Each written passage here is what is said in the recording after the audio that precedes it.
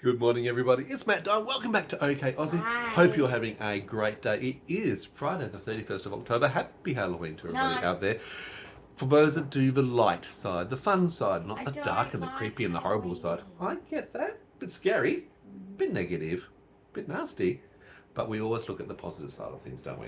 No, it's just scary. It's scary. Well, at least you've got your superpower headband on today. That's going to help you. The skeleton's pink. I'm still scared. Even if the skeleton's pink, you don't care. Don't want to see it. Okay, we're gonna bypass Halloween. We're gonna go straight on to get ready for Christmas then. Ghosts, that's it. Cute ghosts, the cuddly, fluffy ones. Boo. Ooh, I'm scared. Anyway, guys, I hope you're going really well. If you're new to the channel, don't forget to subscribe, hit that notification bell, of course. Been a busy couple of days. We haven't really done many videos. You've been flat out like a lizard drinking. I haven't been I like that term. But also flat out like a lizard drinking. That actually pretty much sums you up. Yeah, I haven't been well, but also I've been getting a lot of things done around the house. Yes, you have. Did my wardrobe, didn't we? Absolutely. 2 big bags. OCD mode with ADHD, and boy, did you go off. Gone. Yep. Of clothes. Good morning. Hello. And then, who's here too? Of course, my new workers settling in, so I've been busy. Well, you actually had a very long day because yesterday was a very long new disability support workers session, 8-hour shift. Yeah. Really going well. We've got 2 new supports in place already. Slow. Good. Start low, go slow. It's all about building up, getting to know you, getting the routines, because a lot of training, a lot of handover, a lot of buddy shifts, a lot of education that has to be done for them to also feel comfortable and confident to be the very best sort of supports for you. And they're doing exceptionally well, so we're really happy with that. And we'll continue to build increasing our supports, particularly once we get hopefully some very good news back from the NDIS, the National Disability Insurance Scheme, in regards to that urgent change of circumstances that was submitted back in January. Well, they've done an S48 internal, this is an NDIS internal request for change for Dyan now in the last 48 hours. There's been a lot of changes. There's been a lot of things going on. Well, the changes were a long time ago, as you guys might know, in the sense of 22Q 2 years ago. That was the diagnosis over 2 years ago. And things like that. So there's been a lot of major changes for them. Absolutely. We've done this slowly, but for them it's just all, oh, hang on a minute. Yeah. I'm already in the complex side though, so it's a little concerning that they can't just it's interesting that the person next to them. But it's interesting that you say that. Out of the whole umbrella of the NDIS, all the participants, the hundreds of thousands of Australians that are actually in this scheme, only about 5% of them access things such as, in the higher level of things, such as the SDA, Specialist Disability Accommodation, and Dyan's got HFA, highest level of SDA, accommodation side, because of her needs and accessibility. With it as well, you're under the complex support needs team, and again, it's probably only about 5% of participants that are actually under that specialist team inside the NDS because of the complexities of all that you have to deal with. So it doesn't mean that everyone else with disability doesn't get accommodation if they need it. It just means that we have another, in Australia we have another disability housing sector, which is alongside with what they call Homes West, which is low income government housing. So there's a different system though for that, even though it's the same government. Different systems. Now, it's actually funny that you mentioned that, and I'm going to talk a bit about that with the housing, because you know there are actually thousands of Australians with NDIS who are currently stuck in hospitals, literally just, they're medically cleared to get out of hospital. Which could be me. But they can't get out of hospital because there's no A, accommodation, disability-specific accommodation for them, so they're homeless, or B, most importantly, they haven't got the hours of support to provide them the protection, the safety, plus also the daily activities, you know, showering, toileting, food, whatever it might be. So that's got to absolutely change. And I know there's a story in The Guardian today about being under pressure, but you know, there's an NDS participant, Emily, who's being punished in Perth. She's in Royal Perth Hospital, and she's one of the many NDS participants right now. She's been languishing in hospital for a month. She could have got out after the first week, but she had nowhere to go. She had no supports in place to look after her. And we're in that same situation. This is why. If I didn't have you, and I'm here 24/7. When I was in February, I would have been kept in then. Yeah. But because I had you to come home to... But that onus and that responsibility then is on you, me, all the other supports that we bring into place. Yeah. And that's also why we need the equipment, things like, whether it's a suction machine, whether it's oxygen, or whether it's a defibrillator, those things to keep you safe. It's not fair on informals. And then for formal carers, if they don't have the qualifications or, you know, something bad happens to me on their shift, then they are held liable. It's a big responsibility that the hospital puts on them. Absolutely. But at the same time, the NDIS, that's where they're meant to bridge between hospital and NDIS. Yeah. But the problem is that little gap in between the NDIS, the hospital and the NDIS, they don't connect. They work as separate, compartmentalised agencies, all under the same government, but they don't want to talk to each other. They don't want to cooperate. No. In fact, they do this finger pointing. That's your fault. No, it's your fault. You're responsible. Well, you're responsible. Oxygen. Think of this, guys. Right? Crazy, isn't it? How stupid it is. We've got the government. Yep. NDIS branch is here. It's a federal thing. The so NDIS branch, and you've got the medical WA Health branch. Yep. Which is a I local need thing. Oxygen. Right? WA Health says can't give it to you because you're not a smoker and you're not a minor. Yep. Okay, don't fit a box. You don't fit a box, for a genetic condition. So you have to get it from the NDIS. So I go, NDIS, I need oxygen. Oh, but you need to go to WA Health. I did that. Where's the letter? Here's the letter. Backhand. So it's the same once again. Backhand. This hand is the government. This is both government. One hand doesn't know what the other hand is doing, anyway, honey. Absolutely. Did you know that? I'm getting it through the NDIS now. But see, they had to fight who was... But the things they're fighting with each other, but the problem is... To avoid responsibility. But it comes from the same... It does. Money. As of March last year, there was 2,689 NDIS participants in hospitals around Australia. 40% of them who were medically ready to be discharged. That's 1,125 that needed to go home and didn't have the support. As well in this situation. There's 400 aged care in Perth hospitals who don't have hospice or aged care facilities to go home to. Shocking. So the hospitals then are also underburdened. So that's absolutely incredibly stupid. Now you say that same thing, then you've got HADSCO, the Health and Disability Organisation. They're an organisation which is very poorly known, to be honest, but they're the complaints organisation. And did you know that 1 in 3 complaints in Australia, and particularly in WA, all relate to the emergency departments of hospitals for WA? Sorry. It's actually incredible. There's been a 12% increase in complaints since last year alone. Oh, did you? What did you say? Yeah, I said that the last time I went in, because I've been in by ambulance, as you can imagine, a lot. But this last one, it was a particularly busy, I think it was like a Sunday afternoon or something, wasn't it? Yeah, it was, yeah. And anyway, there would have been, I'd say 30. Ambulances ramped. 30 people in an ambulance bed. Yep. And I came in with my person. One of my persons, like you have 2 officers with you. Officers, yeah. One went to the front desk to check me in. Yep. The other one stays with you because I had all this machinery on the end of my bed, and I was still under the heart monitors. Because even after 3 GTM throws and an aspirin, my heart rate was still 90 beats per minute. So very high for you, considering you're normally 50. Yeah. So basically, I'm still being monitored, and I'm waiting to be handed to the doctors in the ED, and straight away, the guy that was meant to look at my stats and monitor me while she's off checking me in. And I'm looking around at everyone else who's, because I've got 22q, you see, most of the other people in my situation are elderly.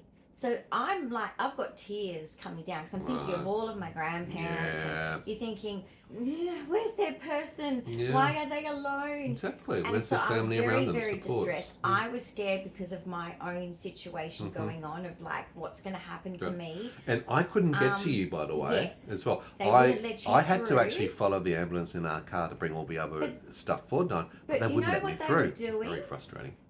They were socialising. The ambulance officers were all away from their patient, socialising, chatting, gossiping, stuff that you shouldn't hear in a hospital. So unprofessional. Right. You know, I don't like this patient. I don't like that patient. Oh, he's being annoying. She's being annoying. And I'm just like, these people are sick. How can you say? I mean, I don't care if they're like calling you names.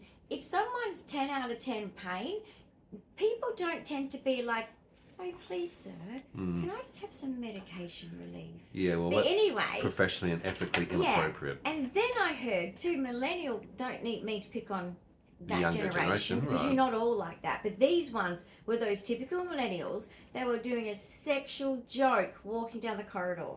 There was elderly everywhere.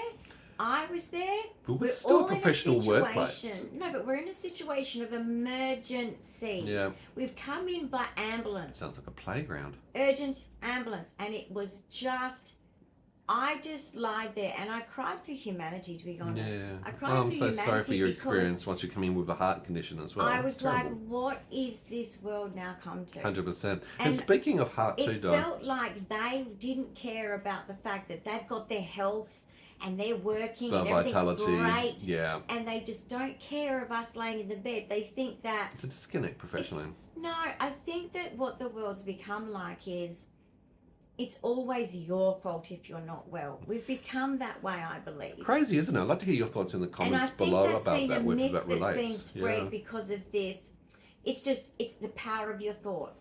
Oh, for goodness sake. That does not cure cancer, does it? Go and manifest it, honey. Secondly, there's the attitude of, you can fix anything, you've got the internet. That's a load of rubbish.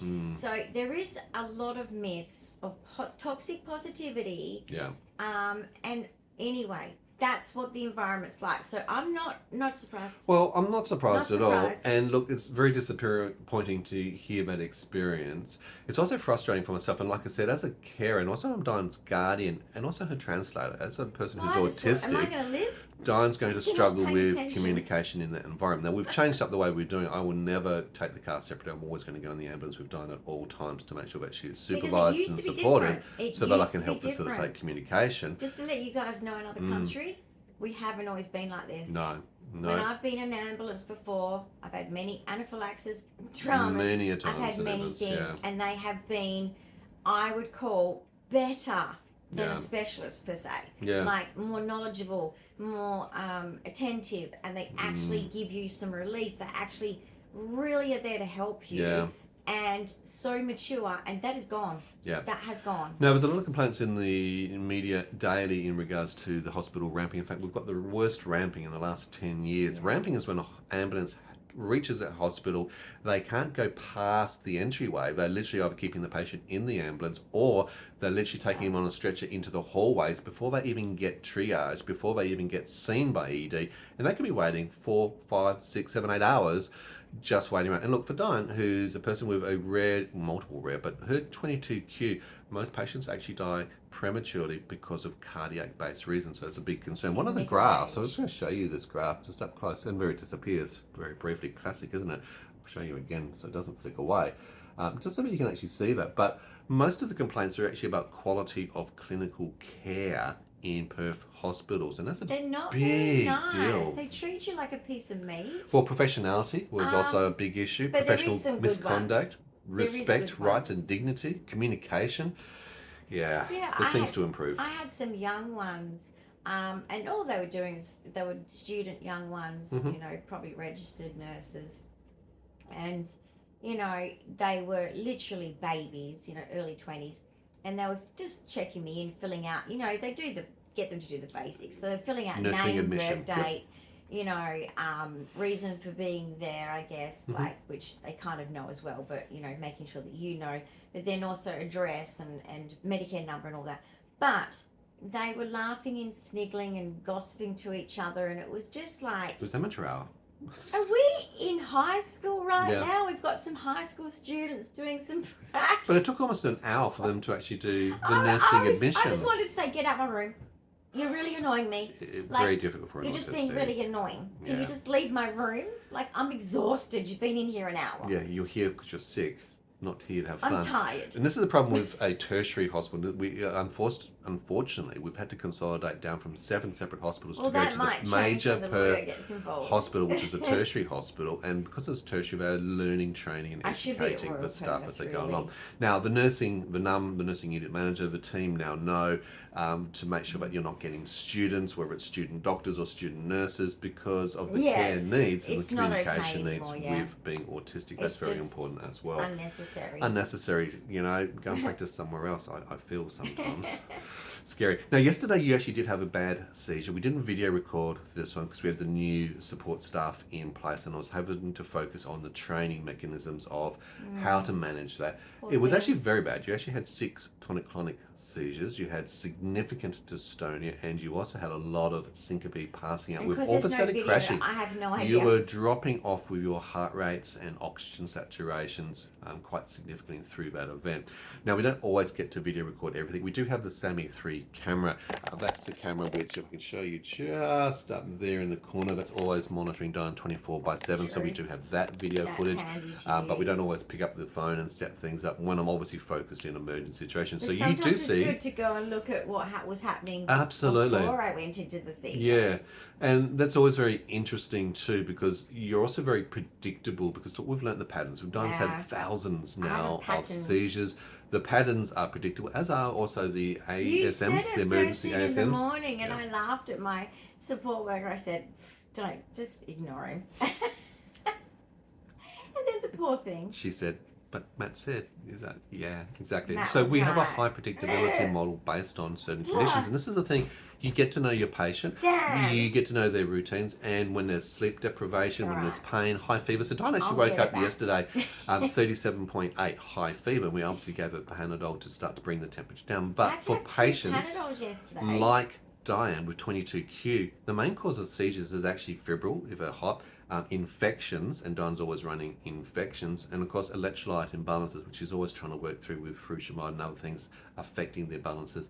And that's why you're on potassium. In fact, the last time that you went to hospital, the story that you were just telling, the specialist in ED actually prescribed you with potassium, which you're now on a regular, because it stops the arrhythmia. Well, now that's interesting. You saw 5 other cardiologists and they failed to do that. This one actually managed to do it. No, it's actually reduced it by 95%. The use of GT and nitrogen needle spray and the pain. So I'm really happy about that. It's something which we can manage. Yeah, but we don't know if it's like the arrhythmia hasn't been sort of monitored yet with the potassium tablets. Correct. All day, every day to check to see. But yeah, it is dramatically improved on chest pain and it going into the high problematic area. 100%. So that's very good. Now my point here is, like I said, you have actually seen 5 other cardiologists or clinics who failed to pick this up. And one of the things that we do, we provide obviously all the pathology, because this is one of the things that fails in the WA health system. It's the record keeping of the hospitals themselves don't actually communicate. They don't use the same content management systems, and they don't actually access the same pathology results. It's not just like, just make sure that you get your doctor to print all your pathology results and actually check them yourself. Yeah. It will tell you what the normal ranges is, because we've had to do it, and it's not our doctor's fault. He's a very busy doctor, all day, every day. It's a full-on job, and there's a lot expected on GPs now because of hospitals. But if you read your results, sometimes they'll miss things, and you'll go, hang on a minute, that's way out of, like, way low in the range, or it's way high in the range.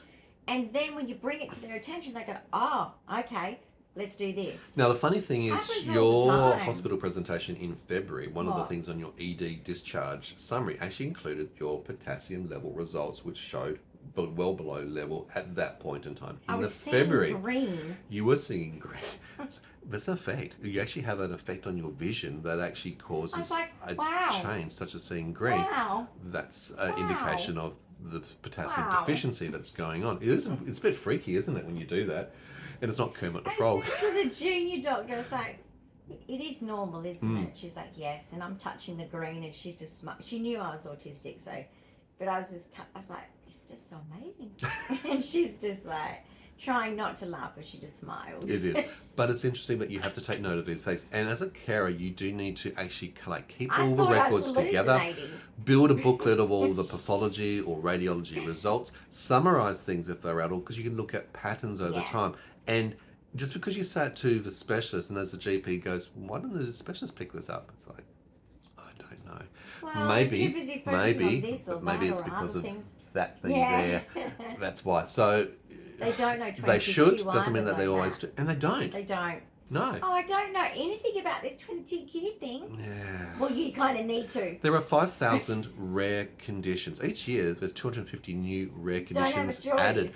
Now, look, we don't expect one specialist to know all 5,000, but there's responsibilities for them to reach out to the centres of excellence to actually find out more information about those conditions. But just unfortunately, for Dyan, there's no adult specialist. Because I can't afford. Guys, if I ever can afford, I will be doing telehealth with Mayo Clinic if I can ever afford it. Because that is a centre of excellence. Mayo Clinic, the Cleveland Mayo Clinic. There's a few others. Journal articles are fantastic if you want to know a trusty resource. But yeah, I would. Yeah. So how are you going with your new support workers, by the way? Because I just want to touch base on it. You've got one coming this afternoon, which is lovely. Looking forward to that. I'm looking forward to seeing her this afternoon. So, yes, What impact does it have having a new support worker to you?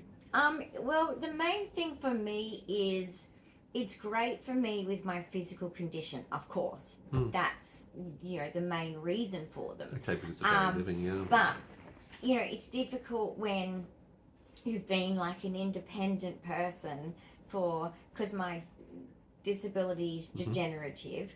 And I've had a lot of independence before. So it does feel like you're still losing your independence, but...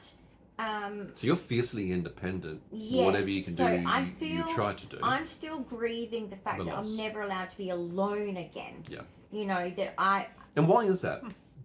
Because when I lost my license and they took that off me, I was sad about that thought of, I'll never drive again and just sing in the car on my own and just feel that freedom. Yep. And then now that I can't be alone now, that makes it feel the same thing. It's like, oh my gosh, I can never just be alone and just, you dance around sometimes when you're alone and you can just... The freedom of just when being no one's alone. watching. Dance as if no one's watching sort of concept. Which I do anyway, which is a lucky superpower I have. Now, I'm going to point out, your license was taken away from you, not for doing anything wrong, but by having a medical condition, having a neurological condition, having seizures almost every day, having the inability depth perception or visual, loss, ataxia imbalance, and coordination, fast response sort of time.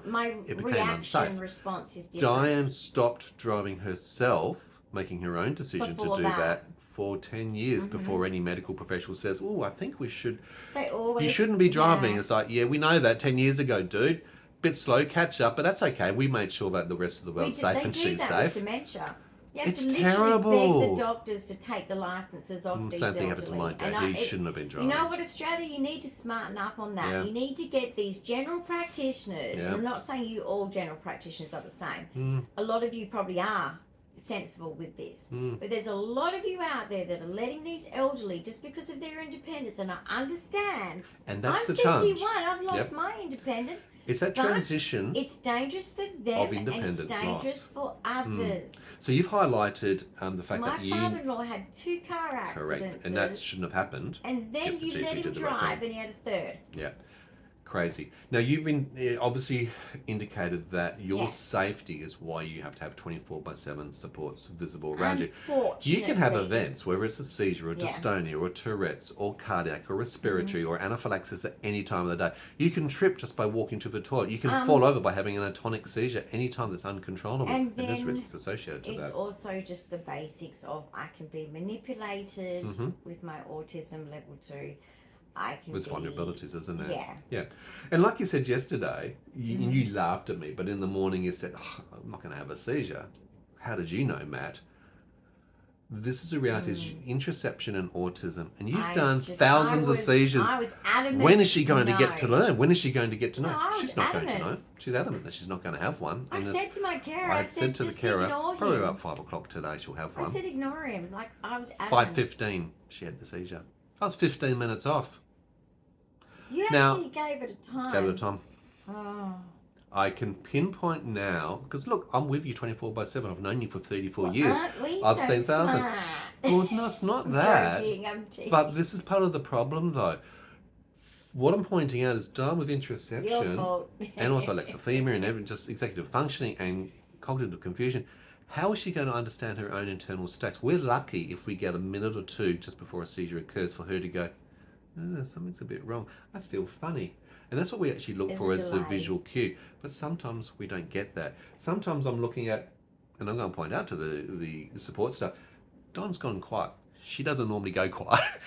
Warning, warning, Will Robinson, warning. If she goes quiet, you know there's something going on. But that's not always true, though. No, I know that. If it's fatigue or focus, or I'm hyper-focused doing something, sure, then I'm quiet. I get you, but I'm teasing you in some regards. She likes my singing. She loved your singing. I encourage you to do some singing activity this day. I'm doing breath that, control. guys, to keep my lung muscles working. Exactly. Because although my oxygen when I sing, because she kept telling me was going to my 80s. But anyway, I was singing Hallelujah. I do my hymns. Bit of Queen, pumping it out. There is a really good Queen one that is a what they used to call in dance days. We used to do flash mob. Flash mobs. So it's a flash mob, but this is a musical one. Yeah. And it's in Europe. I think it's in Italy. It looks like it's in France, isn't it? It might be France. Do you think it's Italy? France or Italy, I can't quite tell. France. But then again, it could be any European little town there. But it's anyway, well done. It's really well done. It's on YouTube. Do check it out. So if you look up Queen, Bohemian Flash Mob. Rhapsody. Yep. If you look at Queen Flash Mob, you will see it along the way, and there are people that do it in like this little square of some kind of city square in Europe. It's really cool. Really, really but cool. you pump out the tunes, don't you? Yeah. Because they have a whole production of it. It's more than just the song. There's like actual different singers. And of course, Kermit the Frog, Rainbow Connection, is another one of your favourites too. So you do love to do your singing each and every day. I do that every day, and part of your world, which is aerial, because that's what autism is, guys. You relate to that so well, don't you? Every girl who's autistic can relate to that song. Well, we'll say most autistic females will probably relate to that song. I reckon every female that listens to not it and fitting listens in, to the words, not having the legs to walk on the land. How come this just feels like my life? But it just clicks. It's interesting how we can sometimes resonate to songs and the words of songs. If you have a particular song that you resonate to, let us know what that song is in the comments as well. Only some I used to do that young, as an autistic male. I used to get into certain songs because they would have meaning. The words, the lyrics, the tune. That's my main But it would also stick with echolalia, and it would be like going around in my mind all the time. My problem is, it is majorities what the words are. Yes. And so when people get into the tune of it, I'm like, no, but listen to the words. Can we talk about the words? Can we talk about the words? Yeah. And no one ever wants to, and then they go, and they listen to the words, and then they realise the words are amazing. Actually and I'm about, like, you didn't know. A lot of the time it's not until you do karaoke, for example, and the words are on the bottom, but you actually go, hold on, that's what the actual phrase is. That's what they mean. This is what I don't understand. Why don't people want to know the words? Anyway, I'm a bit of a poet like that. I like that. However, there's some music that captures me just because of the tune, the rhythm. The rhythm. Yeah. But normally, it's the lyrics that get me. Right. First is the lyrics, then the rest of it grows on me. And if anyone's a dancer out there, well, if you've got a favourite song, I'd love to hear what your favourite song is in the comments, but do tell us what your favourite song is. When you're a dancer, you have to become one with the song. You do. You have to immerse yourself into it. Like I know when I used to dance to something, especially if it was going to be somewhere out public, I would listen to the song as well as my practice, but also lay down and just listen to it and close my eyes so that I heard every little bit. But it's also about the interpretation. You're trying to convey the meaning of the song through your movements, through the emotions, through the emotions in your face, let alone the movements of your legs or arms or the rest of the body. My teachers were always very vocal about that. I want you to show this emotion and that emotion. And I used to be like... Yeah. And how'd you go as an autistic who really has about 3 or 4 emotions with alexithymia that you put out there? Most of it was when we were doing public stuff. Most of it was because normally our theatre type stuff was done just for the parents and things. But I do remember a lot of kind of, you're going on stage and, luckily for me, my performance for Channel 7, I had a teacher that never did that. That was not her style. It was always, she would rehearse us enough that we had that already done. Yep. Yeah.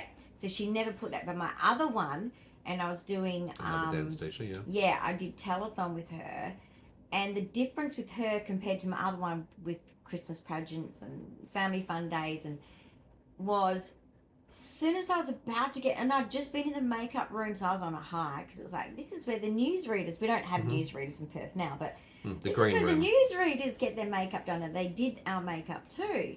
And so we're walking out to do telethon, and we're standing ready to wait. The cameramen were in front of us. They're on these little motorbike thingy-majigs. Yeah, for dollies. And anyway, we had a dress rehearsal with them, so we knew what they do, and they knew what we did. But she just said, because I was at the front, and the way I started off was I was at the front to one side, and the audience was on that side. And she goes, if you don't smile, off with your head. And this is just before a camera, it was literally, he was lining up the camera for my face. Right. No stress, no performance anxiety, no pressure whatsoever. I mean, I was 15, 16. But I didn't still, care. I didn't care. Yeah. I was like, with the immaturity of GDD and IDD, I'm that's what you're feeling. Probably not the thing to put out and stress you before you go on performance. It's a bit like the saying break a leg. Know what I'm thinking? You know, did anyone ever tell you to break a leg? Yeah, I never got that. I never understood that one. How can I dance with a broken leg? Why would you want to say that? But, People you know what I was also thinking? Idioms, yep. Because that year, my nana was sitting back at home, ready to watch me live on TV. Live on TV. So I'm like, there's so much pressure. There's so much pressure. By the way, my nana is a dance teacher from England. Right, she was trained in England. She's pretty good. She's pretty good. Yeah. Okay, better than me. So I'm just saying, it's a lot of pressure. A lot of pressure. I was like, it's actually funny how many autistic kids actually go through the theatre art side of things. Now that helps I ran them off with stage for my first concert at speech, 3. helps them to also learn how to perform in society and with masking, helps them to be able to assimilate.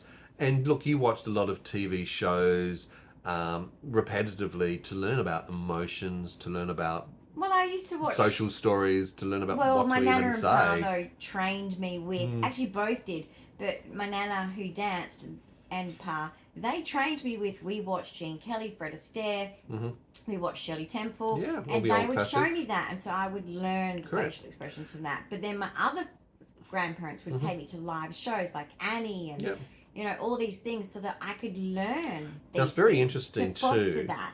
A lot of medical professionals will encourage people with genetic conditions to get into movement or dance activities. Now, for example, you... speech therapy, do theatre arts, do dance, do anything that gets them in touch with their body. If I, as an autistic, did not dance, I would probably walk awkwardly. Now, there's also other benefits. As a person with ADHD, it helps you to burn off the energy by performing. For a person... Now, you're born also with pretty much like a club foot, and that's very common for 22q patients. The foot that turns both feet turn in a wrong version. Now, it's a mild club foot, but it was about, the doctor said, do dance, it'll help you to correct your posture, your structure, your whole dynamics of your posture and working the joints. So it is actually very important that you're doing those activities. I love ballet now though. Isn't it terrible? I hated ballet when I was a child. Probably a lot. Then I got to a teenager when you're pulling away from ballet, and then I loved it again. Classic, isn't it? Literally. I did it at home, but I never did it sort of back again, unless I was performing a ballet move, which sometimes that would get thrown in. Like a Fouetté turn or something until you can fall over. But anyway, who knows? But you love dance. Dance has always been part of Dyan's journey. I'm just going to quickly show you what I actually mean by that. You can see that there's some ballet point shoes here. You can also see some ballerinas up the very top. There's a bit of French connection, and French is the language of dance, as you also see and notice. So it is very pervasive in Dyan's life. Just so that you're aware of how much. You started at 3 years of age. Calisthenics actually is what you started with. My nana's a dance teacher under the Imperial, which... By the way, Australia, your competitions, are they now accepting imperial dancers? No. They're still by discipline of subject areas. We have RAD. What have you got? Unless it's... What have you got ballet-wise? Well, they actually do. RAD There's is RAD. the best. They have CSTD. They have a few others as well. There's different. Anyway, there are different styles. There are different. I love the English training. I think that it's more serious. Right. I thought the Russians were more serious. Well, of course they are. Of course they are. They're pretty full on But the Russians. basically, like I watch this channel of ballet dancers that talk about all of the stuff, you know, about dancing and inside the dance. It's just so. If you are a dancer, guys, in the sense of if you do fit into a school and you do become dance community, it's part of the fabric of your life. You breathe and sleep it. It becomes your life. And I did also go to performing arts high school, so it really just tapped into being dancing after school, dancing at school. And it was only because of chronic illness, the deterioration at 17, that wiped you out at the peak of your dance. And so commonly happens, unfortunately. Glandular fever, Epstein-Barr virus, post-viral syndrome, ME/CFS, and you haven't been able to dance since then, and now you're mostly bedbound. As your carer said to you yesterday, and she did an 8-hour shift with you, you spent the entire time in bed. You spend 23, 24 hours a day in bed. It's very rare, but Dyan is actually up and about realistically. It's only those highlight sort of moments that we try to capture. I explained it to her. I said it's, because she's like, how do you cope with that? You know, the change of, I said, well, I don't know, but being an autistic, the only thing I can relate to is I used to watch Dance Academy, which is an Australian series. Yeah. And it was an ABC series, wasn't it? So anyway, Dance Academy, if you're into dance or you want to know about dance, that's a good one because there's a lot of elements in there that are true. The heavy competition with each other that gets put on you by dance teachers. The discipline, the injuries. The discline, the training that you know you've got to do. Eating disorders, a whole range of things. Yeah, the eating problems we end up having in our teens. And then like the overtraining because we just want to be the best. And then the injuries. Stress and fractures, one girl etc. broke her back. And even though that wasn't me, although I had torn a stomach muscle, so I've been there with a big injury, but this glandular fever thing took me out. And I see her in this series. She goes into the MRI machine to find out if it's broken to the point where she'll never dance again. Will she even be able to walk properly, let alone dance again? And here I am crying because I can never dance again. So it's something I really relate to. And any dancer out there, guys, the worst nightmare, and to be honest, I'm not even going to lie here, like, I'm not even being dramatic, and I'm not going to say the word because it's not allowed to be said on here, but it can cause people to, you know, that loss is just too much for some people. We train from 3. Okay, it is like a childhood career. We are like childhood athletes. We train so, like, I can't explain. Elite. Now when I look at it now, athletes, it wasn't like just going like my brother and playing footy. No. And I'm not saying that doesn't mean that my brother didn't earn his stripes by playing footy and doing that. And, you know, my kids did the same thing. I'm just saying a dancing situation a whole another level. Is you push, and the things you do is just from 3. It's full on. Well, we tested that against Special Forces soldiers in comparison to dance training. Fit. And seriously, they go, how do you do it? Because you are so fit, both with the aerobic capacity, the flexibility, and the strength that's needed to be able to do that and go through pain. We had a soldier who was a friend of my dance teacher, come in, and we were doing what they call conditioning class for telethon. And anyway, he was just there to fix the wiring of the speaker with the husband. Helping out. He goes, geez, I wonder if I got all my mates in, you know, the SAS and him. He says, I don't know who would win the fitness. He actually said it. And that's when my dance teacher said what you said. It's been done before. We are more fit than you guys. If you want a challenge, here we are. And you see that with elite, high-performing athletes. And I'm actually going to say this too. For Dyan, this was also a catalyst for why she got sick. High-performance athletes. Now, you were also into running, long-distance running at that time. You were doing aerobics on the side. I was doing running. I was doing dance. High-performance athletes, and I was the same thing. And this is why I also got hit by Epstein-Barr around the same sort of age as well. And a lot of teenagers do because you're working out so hard. Now, the thing that you did wrong was that you didn't stop immediately, rest, because and recuperate through the illness. Everything. But you kept going. And that's actually the worst thing to do during Epstein-Barr glandular fever. So be aware of this. Rest. When you're an athlete, doesn't matter whether you're a football athlete or a dancer, you're always told, if it's good pain, push through. Yeah.